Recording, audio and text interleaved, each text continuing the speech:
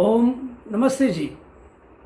विवाह संस्कार में सप्तपदी अश्वलायन ग्रह सूत्र। ओम ईश एकपदी भव। हे अन्नपूर्णा, अन्न प्राप्ति के लिए पहला पग उठा। ओम ऊर्जे द्विपदी भव।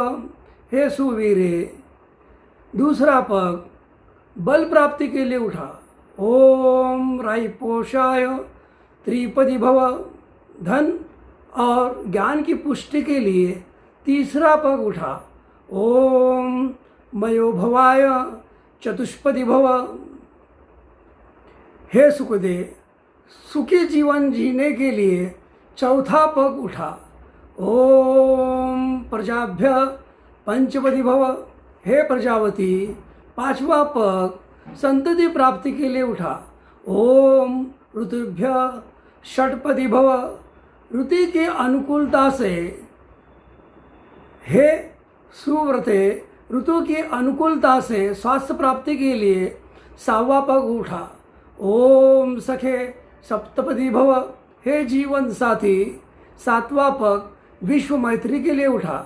यहाँ पर दोनों को भी एक दूसरे से अनुकूल होकर यह 7 पग जो दोनों मिलकर चलते हैं उसका लाभ जीवन गृहस्थी जीवन में उठाना होता है। और ये दोनों भी उत्तर दिशा से होकर ईशान्य की तरफ बढ़ते हैं। पहला अन्न के लिए पग उठाना है, तो अन्न के बिना हमारा शरीर बनने वाला नहीं है। और अन्न किस लिए चाहिए, तो दूसरा पग में बताया गया है कि बल के लिए चाहिए। बिना बल के कोई भी जगत में कार्य नहीं हो सकता है। और तीसरा पग किस लिए चाहिए, धन और ज्ञान की वृद्धि के लिए। धन और ज्ञान, ज्ञान है तो धन होगा, बल होगा, अन्न होगा। और ज्ञान नहीं है तो कुछ भी नहीं होगा। और ये सब हम किस लिए करते हैं, सुखी जीवन जीने के लिए। इसलिए चौथा पग सुख के लिए उठाने को लिए कहा गया है। पांचवा पग इस संसार रूपी गाड़ी चलने के लिए, संतति के लिए कहा गया है।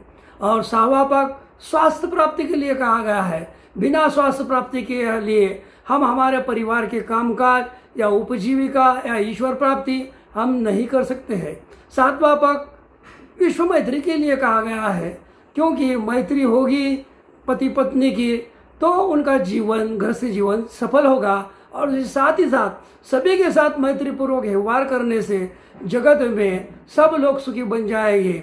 और गृहस्थी का जीवन बहुत ही महत्वपूर्ण माना गया है, क्योंकि गृहस्थी के आधार पर ही शेष 3 आश्रम यानी कि ब्रह्मचर्य आश्रम, वानप्रस्थ आश्रम और संन्यास आश्रम ये गृहस्थी के पर ही टिके हुए हैं।